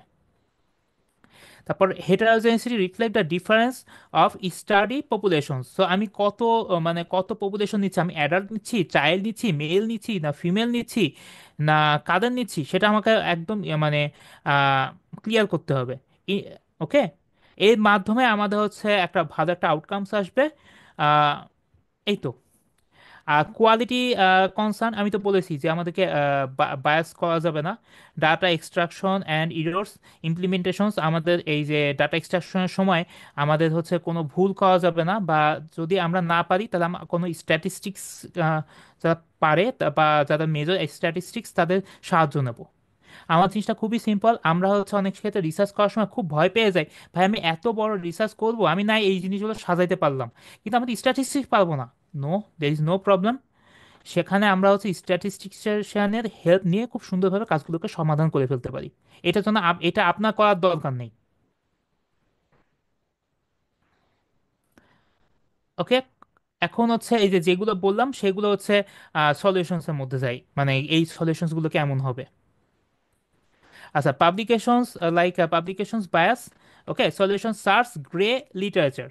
ওকে, মানে গ্রে লিটারেচার জিনিসটা কি, এইটা হচ্ছে আপনার ধরেন আপনার যে আর্টিকেলগুলো পাবলিশ হয় নাই, ওকে, যেরকম হচ্ছে আপনার গভর্নমেন্ট রিপোর্ট অনেক ক্ষেত্রে থাকবে, আপনার পাবলিশ হয় নাই কিন্তু আপনি পেয়ে যাবেন, যে পাবমেড হোক অন্য কোনো জায়গাতে হোক আপনি পেয়ে যাবেন গভর্নমেন্ট রিপোর্ট। অথবা অনেক মানুষ প্রতি বছর বছর প্রচুর মানুষ থিসিস থেকে গ্রাজুয়েট হয়, তাই না? তাদের পেপারগুলো কিন্তু তারা সবাই পাবলিশ করে না। ওই আনপাবলিশ পেপারে অনেক সুন্দর অনেক ডেটা থাকে, যেগুলো থেকে আপনি হচ্ছে মানে লিটারেচার থেকে লিটারেচার হিসেবে কাউন্ট করে আপনি ওখানে পাবলিশ করতে পারবেন। আমি দেখেছি এই ধরনের লিটারেচার যেগুলো খুবই এনরিচ, ওরা হয়তো সময় পায় নাই বা পাবলিশ করে নাই। আর অনেক ক্ষেত্রে আপনার পিয়ার রিভিউ জার্নালে পাবলিশ করার ক্ষেত্রে করলে অনেক কিছু ক্রাইটেরিয়া থাকে, এই ক্রাইটেরিয়া ম্যাচ করতে গেলে অনেক ক্ষেত্রে অনেক প্রয়োজনীয় জিনিস বাদ দিয়ে দিতে হয়। কিন্তু ওই সব জার্নালে যখন আপনি ওই আর্টিকেলগুলো যখন নেবেন, তখন আপনার জিনিসটা কাজটা আরও মানে ইনফরমেটিভ হবে। তা ওইটাকে বলা হচ্ছে যে আপনার গ্রে লিটারেচার্স। তারপর হচ্ছে বলা হচ্ছে contact authors for unpublish data, আমি আগেই বললাম একটু আগে। Use statistical method to access and correct bias. হ্যাঁ, আমাদের সঠিক স্ট্যাটিস্টিক্যাল মেথড ইউজ করতে হবে যাতে আমাদের বায়াস না হটে। তারপর heterogeneity, like solution random effects model use করতে হবে। তারপর কন্ডাক্ট সাবগ্রুপ অ্যানালাইসিস করতে হবে, যদি আমরা সুন্দরভাবে সাবগ্রুপগুলোকে ভাগ করে দিতে পারি তাহলে আমাদের কাজটা হচ্ছে সহজ হবে। ধরেন আমরা 2 বা 3টা সাবগ্রুপে ভাগ করলাম, তখন আমাদের কাজটা সহজ হবে, আমাদের রেজাল্টও ভালো আসবে। ওকে, আর আমরা চেষ্টা করব যে ভ্যারিয়েশন সম্পর্কে হচ্ছে এক্সপ্লেন করার ক্ষেত্রে। ওকে, ডাটা কোয়ালিটি এটাও same, like develop clear quality assessment criteria. So আপনি কোনটা নিচ্ছেন সেটা আপনাকে একদম ক্লিয়ারভাবে থাকতে হবে। আপনি এটা কেন নিচ্ছেন, এটা কেন বাদ দিতে হবে, সেটা থাকতে হবে। ইউজ মাল্টিপল ইন্ডিপেন্ডেন্ট রিভিউয়ার্স, তার মানে আপনি নিজে দেখছেন, দেখা প্রমাণে আপনার ঠিক আছে, তখন আপনার কাজ করতে ধরেন আমি একজন, তারপর হচ্ছে ডাক্তার মিথ্যা একজন, আবার হচ্ছে মানে ডাক্তার আরিফুল একজন। তা আমরা তিনজন যখন তিনজন দেখব, তখন আমাদের তিনজনের কিন্তু হচ্ছে রেসপন্স কিন্তু ভিন্ন ভিন্ন হবে, কখনো সেম হবে না। আর এইটাই কিন্তু আপনার একটা সুযোগ, আপনি ওখান থেকে যে রিভিউটা আপনি পাচ্ছেন, ওখান থেকে আপনি যে ফিডব্যাকটা পাচ্ছেন, ওইটা দিয়ে আপনি কতটুকু ইমপ্রুভ করতে পারছেন। তারপরে আপনি জার্নালে সাবমিট করেন, দেখবেন যে আপনার কাজ সহজ হয়ে যাচ্ছে। আর এডিটরগুলো ওখানে কিন্তু মাল্টিপল এডিটর থাকে, কখনো কখনো দুইজন নর্মালি থাকে। ওই এডিটর, একজন এডিটর আপনাকে খুব প্রশংসা করবে আর একজন এডিটর বলবে কি ফালতু হয়েছে। এমনটা কিন্তু আমি বলতে দেখেছি, বড় বড় যারা রিসার্চার তাদেরকে আমি মানে তাদেরকে এইভাবে লিখেছে। তা এইটা তখন আপনি ইউজ করতে পারবেন যে আচ্ছা আমার এইটা এরকম, আমি এইভাবে করতে পারি। আচ্ছা, এবার হচ্ছে স্ট্যাটিস্টিক্যাল চ্যালেঞ্জের মধ্যে থাকছে choose like appropriate effect size metrics, handle dependent effect size properly, use appropriate ওয়েজিং মেথড। এই জিনিসগুলো যখন আমরা মানে স্ট্যাটিস্টিক্যাল চ্যালেঞ্জ যখন আমরা নিজেরা করব ওয়ান টু ওয়ান মেন্টরশিপ দিয়ে, তখন আমাদের জিনিসটা একদম সহজ হয়ে যাবে। তা রিয়েল ওয়ার্ল্ড অ্যাপ্লিকেশনস এবং চ্যালেঞ্জ কি থাকবে, তা মেডিসিন এবং হেলথ কেয়ারেও আমরা ইউজ করতে পারি, আবার হচ্ছে সোশ্যাল সায়েন্সেও আমরা ইউজ করতে পারি। এগুলো আমাদের কি হবে, সোজা কথা আমাদের একটা আরেকটা হচ্ছে মেজরকে হেল্প করবে, এবং ওখান থেকে আমরা কিছু ফিডব্যাক পাবো যেটা আমাদের পরবর্তীতে এডুকেশনের ক্ষেত্রে হেল্প করবে। আচ্ছা, তা এই তো আমার হচ্ছে স্পিচটা আজকে এখানে শেষ। এই তো ধন্যবাদ সবাইকে, আপনাদের সবাইকে যে আপনারা এতক্ষণ ধরে শুনলেন। আর এখানে আমাদের কন্ট্যাক্ট ডিটেলস দেওয়া আছে। আর গতদিনকার যে পিপিটিটা ছিল সেটা হচ্ছে গতদিনকার হোস্ট, এটা আপনাদের আশা করি ইমেল করছেন। আর যদি আপনি গতদিনকার পিপিটিটা পেয়ে থাকেন আর মনে যদি করেন যে আমি আর একটু রিভিউ করতে চাই, খুব কোনো সমস্যা নাই, ওই যে ওখানে নিচে একদম একটা ইউটিউব লিঙ্ক দেওয়া দেওয়া আছে, ওখান থেকে আপনারা দেখে নেবেন, তাহলে আপনাদের জন্য সহজ হবে। আশা করি আপনারা এনজয় করছেন। আর কোনো কোশ্চিন থাকলে জিজ্ঞাসা করতে পারেন। ধন্যবাদ ডক্টর সিয়াম, অনেক সুন্দরভাবে বোঝানোর জন্য। যদিও এটা অনেক ভাস্ট একটা টপিক, আসলে 1 ঘন্টা 1.5 ঘন্টা লেকচারে আসলে এটা পসিবল হয় না, তারপর অনেক সুন্দর বোঝায় বলছেন। আশা করি আমাদের লিসেনারদের ভিতরে অনেক কোশ্চেন থাকবে, অনেক কোশ্চেন আশা করছি। প্লিজ। আচ্ছা, কোশ্চিন শুরু করার আগে আমি বলি, আমি চেষ্টা করবো আপনাদের অ্যান্সার দেওয়ার। পুরাপুরি কোশ্চিনের অ্যান্সার অনেক ক্ষেত্রে হচ্ছে পসিবল নাও হইতে পারে। যদি আমি দিতে না পারি তাহলে হচ্ছে সেটা নোট থাকবে, আমি ফাইন্ডিং করে এই পিপিটির সাথে একটা এক্সট্রা করে আপনাদের হচ্ছে অ্যান্সার শিটও দেওয়া থাকবে। আপনি এখন কোশ্চিন করতে পারেন। ডক্টর হুমায়রা, আপনি একটা কোশ্চেন করছিলেন, এটা কি রেট্রোস্পেক্টিভ কোহর্ট স্টাডি কিনা? আপনি হয়তোবা লেকচারের সময় এটা মিস হয়ে গেছে, আপনি কাইন্ডলি একটু বলবেন আমাদেরকে কোন ক্ষেত্রে আপনি কোশ্চেনটা করছিলেন? জি ভাইয়া, যেটা অ্যাসপিরিন আর প্লাসেবোর কম্পারিজন যেটা করা হয়েছিল, ওটা 5 ইয়ার টাইম লাইনে, সেটার ব্যাপারে। কারণ যেহেতু 5 ইয়ার টাইম লাইন অলরেডি ধরছে, ওই জন্য চিন্তা করলাম যে এটা কি রেট্রোস্পেক্টিভলি যে কোহোর্ট স্টাডি টাইপের হবে নাকি। ডক্টর সিয়াম। আচ্ছা, হ্যাঁ, অনেকটা ওইরকমই হবে। তা কিন্তু এখানে আমি জাস্ট এখানে ওখানে আমি যেটা উদাহরণ দিয়েছি আজকে, জিনিসটা সহজভাবে বোঝানোর জন্য। আর যখন আমরা টোটালি হচ্ছে কোশ্চিন ফরমেশন করব, তখন আমরা ওইভাবে মানে আরো আইডেন্টিফাই করতে পারবো। জাস্ট আজকে আপনাদেরকে বোঝানোর জন্য আমার উদাহরণগুলো দেওয়া।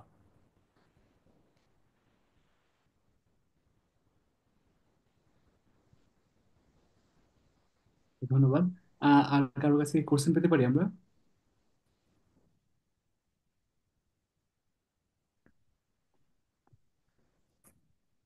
আচ্ছা, কেউ যেহেতু কোশ্চেন করছেন না, আমি একটা কোশ্চেন করি ডক্টর সিএম এর কাছে।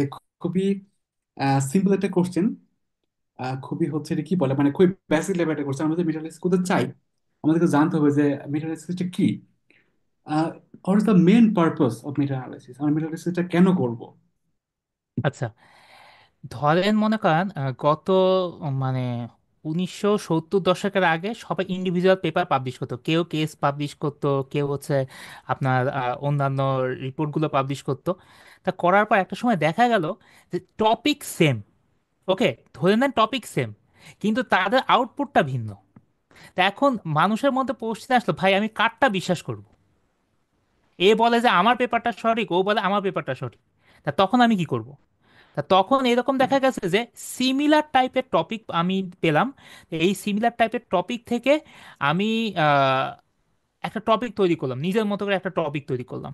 ওকে, নিজের মতো করে আমি যখন টপিকটা তৈরি করছি, তৈরি করার পর ওই টাইপের আমি আর্টিকেলগুলো আমি নিলাম। এবার ধরেন আমি 100টা আর্টিকেল মানে পেলাম সার্চ করার পর 100টা আর্টিকেল থেকে ইনক্লুশন এবং এক্সক্লুশন ক্রাইটেরিয়া আমি দিলাম।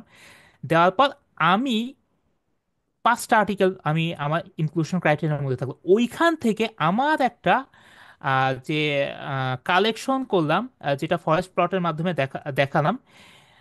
সেটা কি হবে তখন জানেন? তখন আপনাকে দেখাবে যে এই ভাই এরা এই কথা বলছে, এইটা সঠিক কিনা। হ্যাঁ, এটা জাস্টিফাই করছে। এবং আপনার এইটা তো জাস্টিফাই শুধু করবে না, নতুন করে আরো কিছু ফাইন্ডিং বের করবে। কারণ ওই পেপারগুলোতে বিচ্ছিন্ন বিচ্ছিন্নভাবে অনেক ফাইন্ডিংস থাকবে। তা ওই ফাইন্ডিংসটা থেকে আমরা নতুন করে কিছু পাবো। আমি আপনাকে একটা মানে সাজেশন মানে একটা কথা বলি। এর আগে আমি একটা ব্যাপারে হচ্ছে পড়াশোনা করছিলাম। তা পড়াশোনা করার পর ব্রিটিশ একটা গাইডলাইন দেখছিলাম, তা ব্রিটিশ গাইডলাইন ওরা চেঞ্জ করছে জাস্ট 2 বছর আগে। আমি তখন দেখলাম যে ওরা দেখছে যে রিসেন্ট একটা মেটা অ্যানালাইসিস হয়েছে, ওই মেটা অ্যানালাইসিস থেকে ওরা জানতে পারছে যে এই ড্রাগটা যদি আমরা দিই তা পেশেন্টের ক্ষতি হচ্ছে বেশি। ওই জন্য আমরা এই ড্রাগটা এখন দেব না। এর পরিবর্তে তারা একটা অল্টারনেটিভ ড্রাগ পাইছে মেটা অ্যানালাইসিস করে, যে এটা ইউজ করলে হচ্ছে পেশেন্টের ক্ষতির সম্ভাবনা কম। আসলে মেটা অ্যানালাইসিসের আউটকামটা হচ্ছে যে আপনি অনেকগুলো জিনিস পাচ্ছেন, যে বছরের পর বছর ধরে এটাকে সত্য হিসেবে জেনে আসছেন, ওটা ইউজও হচ্ছে, কিন্তু যখন আহ, আমরা ফাইনালি মানে জানতে পাচ্ছি, তখন আমরা দেখছি আসলে ব্যাপারটা অনেকটা ওই রকমটা আসলে না।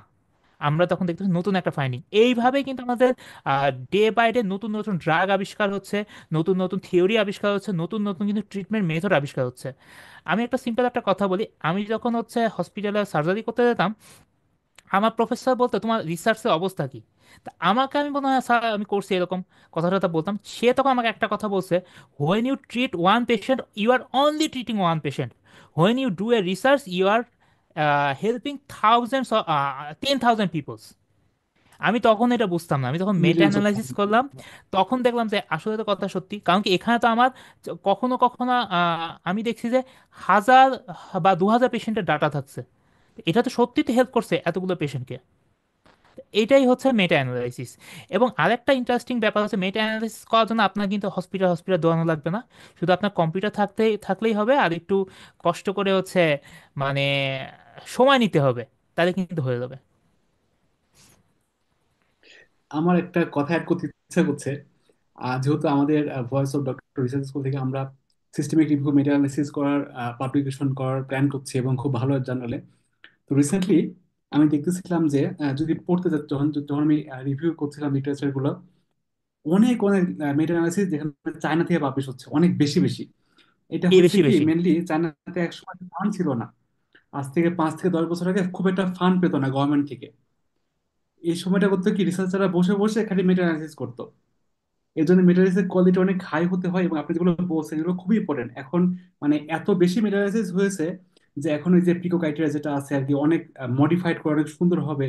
এটা এখন হচ্ছে ওরা মডিফাই করছে, যাতে হচ্ছে আরো কোয়ালিটি হাই জার্নালগুলোতে পাবলিশ করা যায়। এটা খুবই ইম্পর্টেন্ট একটা ব্যাপার। আশা করি এই আমাদের লেকচারটা সবারই কাজে দিবে। আর হচ্ছে অন্য কেউ কি কোনো কোশ্চেন করবেন আমাদেরকে? আমরা খুবই অ্যাপ্রিসিয়েট করবো আপনার কোশ্চেনকে। আমি হচ্ছে ইটালি যখন হচ্ছে মেটা অ্যানালাইসিসের হচ্ছে জিনিসগুলো দেখছিলাম আহ, আমার থিসিসের সময়, তখন আমি দেখছিলাম কি মানে ম্যাক্সিমাম পাবলিকেশন হচ্ছে চায়না থেকে আপনার মেটা অ্যানালাইসিস। আর কিছু পাবলিকেশন আপনার হচ্ছে আপনার ইটালি থেকে, কিছু সুইজারল্যান্ড থেকে, ইউএস থেকে অত পাবলিকেশন না। তা আমি যখন দেখলাম যে ইউএস এর সুইজারল্যান্ড এবং ইটালি বা জার্মানি, এদের যে মেটা অ্যানালাইসিসের যে রেজাল্ট বা মেটা অ্যানালিসিসের যে কোয়ালিটি, একদম চায়নার বর্তমান কোয়ালিটি সে সেম পর্যায়ে, কোনো কমতি না, এখন বর্তমানে ক্ষেত্রে সেটা আরো ভালো। ধন্যবাদ। আমাদের একটা কোশ্চেন আছে। আহ, সালে, ডক্টর সালে আমাদের কোশ্চেন হচ্ছে, আসসালামু আলাইকুম। আমার কোশ্চেন ছিল এই মেটা অ্যানালাইসিসের শুরুটা করতে হয় কিভাবে। নাম্বার ওয়ান, আই মিন, সে আমার মাথায় কোনো টপিক নেই। এখন আমি কি দেখে at first research question formulate করব? বিষয়টা কি এরকম যে আমাকে রেগুলার অনেক রিসার্চ আর্টিকেল পড়তে হবে সেম টপিকে, তার মধ্যে খুঁজতে হবে যে কোন টপিকে আমারটা আমরা করতে পারি। এটা উনি তো অ্যান্সার দিয়ে দিয়েছেন, এটাই হচ্ছে অ্যান্সার। জি। এটাই হচ্ছে অ্যান্সার। ব্যাপারটা হচ্ছে যে এরকম যে আপনাকে ধরেন সব থেকে বুদ্ধিমানের কাজ হবে, আপনি যেহেতু পেশেন্ট দেখছেন বা আপনার যেহেতু আইডিয়া আছে, ধরেন আপনি কোনো একটা বিষয় পড়ছেন, আপনার একটা মাথায় জিনিস একটা ক্লিক করলো, ওই জিনিসটা নিয়ে আপনাকে চোখ রাখতে হবে। আপনি যে রিসার্চই করেন না কেন, আপনার চোখ কখনো সরানো যাবে না। তা আপনি যখন হচ্ছে চোখ সরাবেন না, তখন হচ্ছে আপনার জিনিসটা আহ, আপনার মনে গেঁথে যাবে। তারপর ওইটা থেকে আপনি দেখবেন যে আপনি খুব সুন্দরভাবে আরো কয়েকটা রিসার্চ আর্টিকেল পড়লেন, ধরেন 10টা মতো পড়লেন। হ্যাঁ, 10টা রিসার্চ আর্টিকেল পড়লে আপনার একটা আইডিয়া হবে। আমি ছোটবেলাতে একটা জিনিস জানতাম যে মানে আমাদের আম্মু আমাকে একটা কথা বলতো যে বাজারে যখন যাবা, তুমি যদি বেশি না 4 জন ছেলেদের কাছে জিজ্ঞাসা করো ভাই এটার দাম কত, তুমি কিন্তু দাম অ্যাকচুয়ালি বুঝে যাবে, এবার তুমি নিজে দামাদামি করতে পারবা। ঠিক তেমনি মেটা অ্যানালিসিসের ক্ষেত্রে আপনি 10টা পেপার যদি পড়েন, রিসেন্ট 10টা পেপার আপনাকে পড়া লাগবে, কোন কোন ট্রেন্ড চলছে, ওইটা যদি পড়েন তাহলে আপনার একটা আইডিয়া হিসেবে এরপরে আপনি সুন্দরভাবে একটা ক্লিক করতে পারবেন। শুরুটা আসলে এভাবেই হবে। আর কোশ্চিন ফরমেশন যেটা আছে, আমার কোশ্চিন ফরমেশন যেটা ছিল, আপনি কিন্তু কোশ্চিন ফরমেশনটা এইভাবেই কিন্তু মানে আসলে করতে পারবেন যে নিজেকে আগে জিজ্ঞাসা করবেন আমার কোশ্চিন ফরমেশনটা আমি করছি এটা ঠিক আছে কিনা। ঠিক তারপর আপনি কিন্তু কনফিউশন লাগবে যে আমি ঠিক করছি, ঠিক হচ্ছে কি হচ্ছে না। তখন কি করবেন, তখন যারা সিনিয়র্স আছে তাদেরকে আপনি একটু জিজ্ঞাসা করবেন যে আপনার ভাই আমার এটা কি ঠিক হচ্ছে কিনা। যদি উনি বলে ঠিক হচ্ছে, তখন আপনার কিন্তু টোটালি 20% কাজ শেষ। কি করছি এইটাই যদি জানেন তাহলে আপনার 20% কাজ কিন্তু শেষ। তার মানে 80%-এর ক্ষেত্রে আপনি জাস্ট কোর্স ইনফরমেশন করে 20% কাজ শেষ করেই ফেলছেন।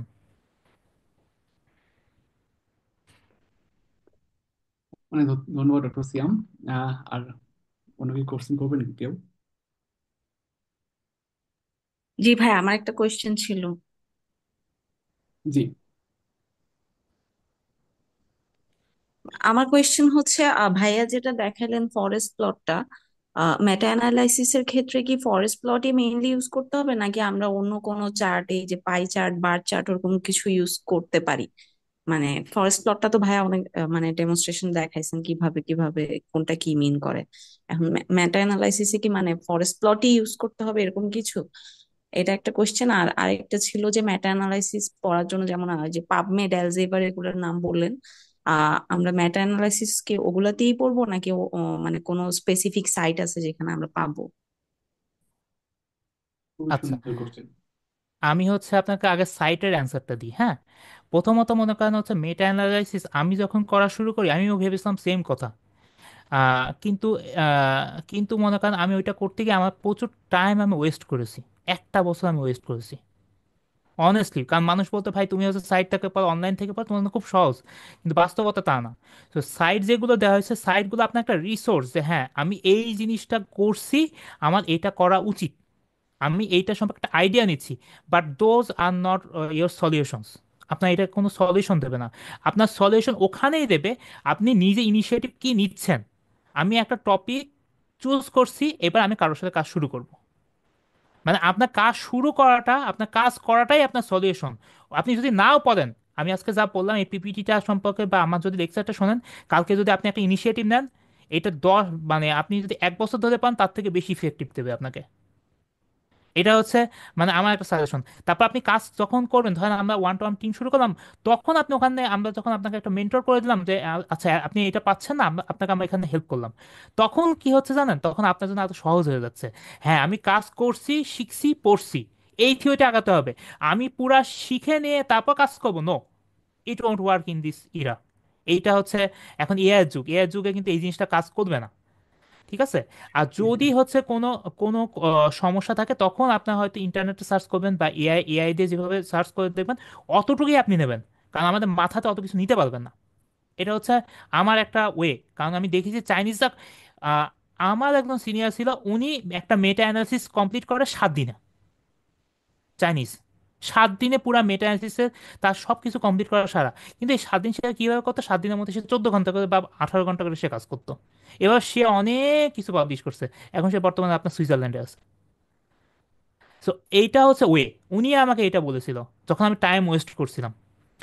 দ্বিতীয় কথা, আপনাকে হচ্ছে ফরেস্ট প্লট যেটা আছে, আমি 2 টাইপের ফরেস্ট প্লট দেখাইছি, যেটার মধ্যে ডায়মন্ড আছে, যেটা আমি বেশি এক্সপ্লেন করেছি।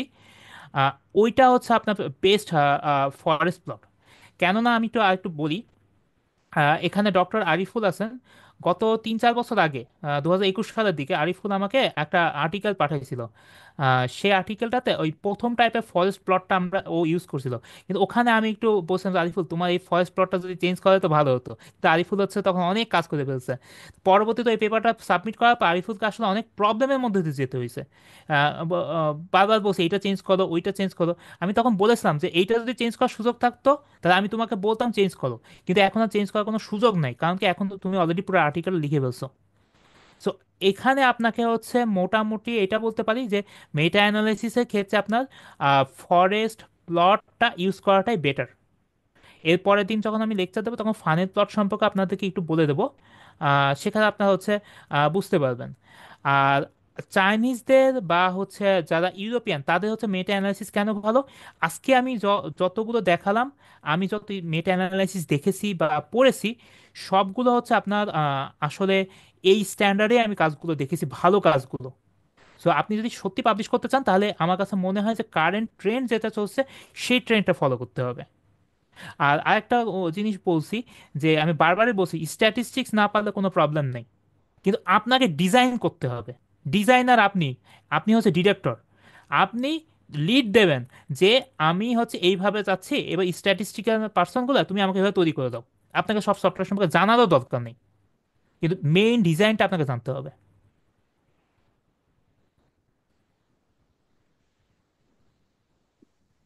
ধন্যবাদ ডক্টর সিয়াম।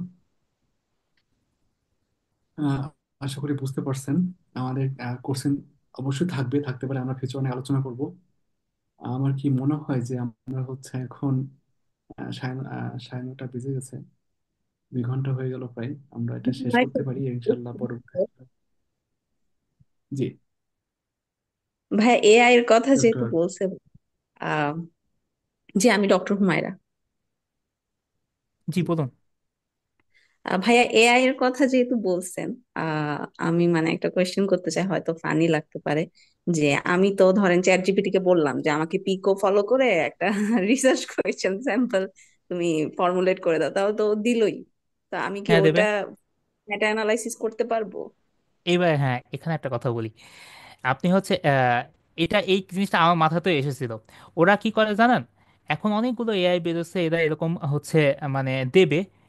আপনি একটা দেখলে হবে না, আপনাকে আরো 5টা দেখতে হবে। বুঝতে পারছেন?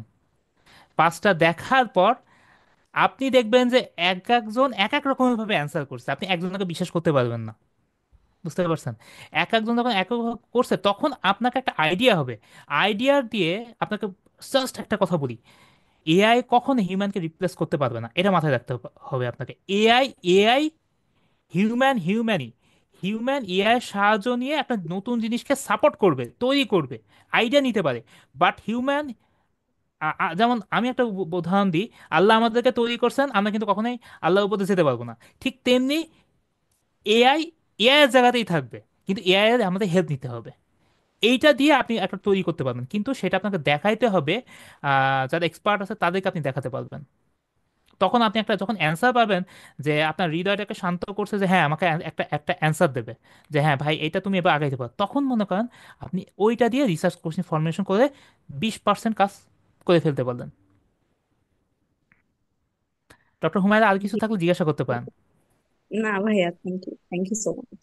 হুম, ইউ ওয়েলকাম। আচ্ছা ডক্টর আসসালামু সিয়াম, আলাইকুম। আমি একটা কথা। জি জি, ওয়ালাইকুম জি, আসসালাম। আমি ডাক্তার নাজমুস সাকিব বলছি। আমার একটি কোশ্চেন ছিল। জি প্লিজ। হ্যালো, শোনা যাচ্ছে কি? জি শুনতে পাচ্ছি জি ডক্টর নাজমুল শুনতে স্যার। পাচ্ছি, শুনতে পাচ্ছি। জি জি প্লিজ। আহ, যে পিকোর যে পয়েন্ট গুলো বলেন, ওর ভিতরে কম্পারিজন ছিল। যদি সাচ লাইক আমরা ধরি কেস স্টাডিতে কম্পারিজন করব কোন একটা হয়তো বা মেটফরমিনের সাথে কোনো একটা পলিহার্বাল ফর্মুলেশনের সাথে যদি কম্পারিজন করি, সেই ক্ষেত্রে কি মেটা অ্যানালাইসিস এর মাধ্যমে করা পসিবল হবে কিনা? মানে পলিহার্বাল ফর্মুলেশন যেগুলো এখনো স্ট্যাবলিশ হয়নি, হয়তো কোনো হার্বাল ফর্মুলেশন আছে, সেইটার সাথে আমি কম্পারিজন করব যেটা স্ট্যাবলিশ কোনো একটা ড্রাগ, লাইক মেটফরমিন। তখন সেই হ্যাঁ, ক্ষেত্রে কি এটা করা পসিবল হবে? করা পসিবল হবে যদি হচ্ছে আপনার ওখানে যথেষ্ট সাফিসিয়েন্ট আপনার থাকতে হবে ডেটা। এই ক্ষেত্রে আপনার থাকতে হবে ডেটা। আপনার যদি মনে করেন হচ্ছে একটার সাথে আপনি কম্পারিজন করছেন কিন্তু সেটা কোনো ডেটা নেই, তখন মনে করেন আপনি কিভাবে কম্পারিজন করবেন? এই ক্ষেত্রে আপনি যখন ডেটা পেয়ে যাবেন তাহলে আপনার কোনো প্রবলেম নেই। আপনি যে কোনো কিছুর সাথে যে কোনো ধরেন, আমি কিন্তু আপনাদেরকে আজকে 3টা উদাহরণ দিয়েছি। এই 3টা উদাহরণের মধ্যে আপনি যে কোনোটার সাথে যে কোনোটা আপনি কম্পারিজন করতে হবে, কিন্তু আপনাকে দেখতে এই জিনিসটা অলরেডি এক্সিস্ট আছে, ওকে দেখতে হবে। আপনি মেটা অ্যানালিসিস করবেন 10টা আর্টিকেল থেকে, তাই না? তো 10টা আর্টিকেল থেকে আপনি একটা জিনিস বানাচ্ছেন। তা আপনাকে দেখতে হবে আমি ওরকম 10টা বা 5টা আর্টিকেল পাচ্ছি কিনা যেখানে এখানে এই জিনিসটা আছে, আমার ইনক্লুশন ক্রাইটেরিয়ার মধ্যে আছে অথবা এক্সক্লুশন ক্রাইটেরিয়ার মধ্যে আছে। যদি এই জিনিসটা আপনি না থাকেন আপনি করতে পারবেন না। আপনাকে তার মানে আপনাকে এখানে ডেটা ইজ দ্য পাওয়ার। বুঝতে পারছি। মানে কম্পারিজন করেন বা যাই করেন, মেটা অ্যানালাইসিসটা হচ্ছে এক্সিস্টেন্ট কোনো রিসার্চ থাকতে হবে, যেইটাকে আমি রিসার্চ গ্যাপ বের করে নতুন একটা আহ, কিছু দাঁড় করাইতে পারি, বা ওইটা স্ট্যাবলিশ নতুন কোনো কিছু স্ট্যাবলিশ করতে পারি, বা নতুন কোনো ফাইন্ডিংস আনতে পারি দুইটা কম্পারিজন করে। হ্যাঁ, আপনার কথা এটা ঠিক আছে মোটামুটি। এখানে আরেকটু জিনিস অ্যাড করতে চাই। এখানে আপনার আরেকটু ধরেন যারা খুব বুদ্ধিমান তারা কি করে, এই যথেষ্ট এই সবগুলো মেটা অ্যানালাইসিস থেকে তারা হচ্ছে বাইর করে, বাইর করার পরে এমন একটা ফাইন্ডিংস তারা বাইর করে যেটা কোথাও নেই, কিন্তু সেটা দেওয়ার সাথে সাথে পেপারগুলো হচ্ছে হটকেকের মতো খেয়ে ফেলে। বুঝতে পারছেন? তা এইটা কিন্তু একটা গুড থিং। আমি বললাম না যে আমার যে চাইনিজ সিনিয়র ছিল যে 7 দিনে পেপার তৈরি করে, সে মনে করেন হচ্ছে প্রায় 100টার উপরে মেটা অ্যানালাইসিস করছে, 100টার উপরে। তা সে তখন আমাদের, আমি যখন বলতাম যে ভাই আপনি এটা কিভাবে করেন, বলছে যে আমার এখন আমি এতটা এক্সপার্ট হয়ে গেছি যে আমি এখন এক্সিস্টিং আছে কিন্তু ওই পাথর থেকে আমি এত সুন্দরভাবে গ্যাপটাকে বের করে ফেলি, যার কারণে হচ্ছে আমার পেপারগুলো খুব সুন্দরভাবে একসেপ্ট হয়ে যায়। আপনি যেটা বললেন এটা যদি অল্প একটু ডেটাও থাকে যেটা মানে আপনার মানে আপনি অ্যাপ্লাই করতে পারবেন, যে আপনি সফটওয়্যারে বসাইতে পারবেন, কারণ ওখানে তো শো করতে হবে তাই না সফটওয়্যারে। তো ওটা যদি আপনি শো করতে পারেন তাহলে আপনার জন্য অ্যাকসেপ্টেবল, নো প্রবলেম। আপনি তো নতুন কিছু চাচ্ছেন, রিসার্চটা সবসময় চাই নতুন কিছু আবিষ্কার করা। Thank you. ওয়েলকাম। ধন্যবাদ ডক্টর সিয়াম। ধন্যবাদ সবাইকে। আমরা আপাতত কোর্সে নিচ্ছি না, আমি অল্প কিছু বলে শেষ করে যাচ্ছি। আপনি যদি কোশ্চেন থাকে আপনারা কাইন্ডলি নোট করে রাখবেন বা লিখে রাখবেন, আমাদের ফেসবুক পেজে আপনারা ড্রপ করে রাখতে পারেন, অথবা নেক্সট সেশনে আপনারা কাইন্ডলি, যদি দেখি কোশ্চেন বেশি আসতে তাহলে আমরা হয়তো বা আমাদের লেকচার আগে কোশ্চেন অ্যান্সার সেশন করতে পারি একটা। আর হচ্ছে যেটা বললেন ডক্টর সিয়াম, এআই এর ক্ষেত্রে এটা বললেন, এটা খুবই ইন্টারেস্টিং একটা ব্যাপার। তো এআই দিয়ে আমরা অনেক কিছুই করতে পারি। দেখা যাচ্ছে যে আমি দেখছি যারা খুব যারা সিনিয়র যারা আছেন, ওনারা দেখা যাচ্ছে এআই কে দিয়ে স্ট্রাকচার তৈরি করে নেয়, হুম। স্কেলেটনটা তৈরি করে নেয়, হুম। পরে হচ্ছে ওনারা রিসার্চ করে করে পেপার পড়ে বা লিখে বা সাইটেশন করে তখন হচ্ছে মাসেল বোন, muscle and other organs put করে এভাবে আর কি। তো এটা আমরা করতে পারি ফিউচারে, এটা আমরা আলোচনা করবো। আপনাদের সবাইকে অনেক ধন্যবাদ। ইনশাল্লাহ আপনাদের সাথে আমাদের আমার আবার আমার soon একটু দেখা হবে। আমার একটু অ্যাড করা ছিল ডক্টর মিফতা, যে বলেছিলাম যে হচ্ছে আমাদের একটা কোশ্চিন ওনাদেরকে গুগল ফর্ম পাঠানো হবে, ওখান থেকে কিন্তু আমরা আমাদের যে নেক্সট 1-to-1 যে কাজটা সেটা একটু আপনি একটু মনে করে দেন তাহলে ভালো হবে। জি জি।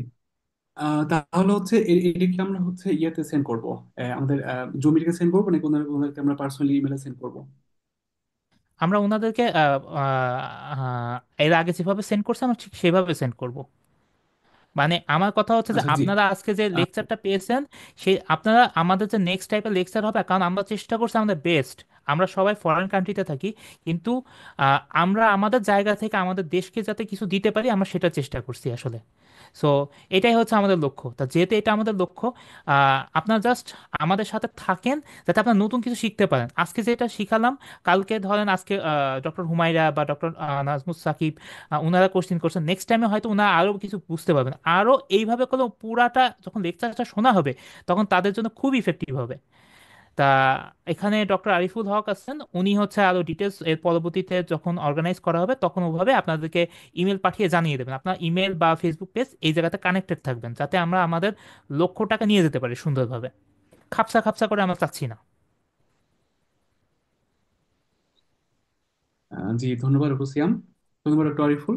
তাহলে হচ্ছে আপনারা শুনলেনই আর কি, আমাদের আপনাদের জন্য কোশ্চেন থাকবে, কোশ্চেন অ্যান্সার সেশন থাকবে। কাইন্ডলি এটা আপনারা ফলো করবেন, আর ইনশাল্লাহ দেখা হবে আপনাদের সাথে নেক্সট সেশনে। ইনশাল্লাহ।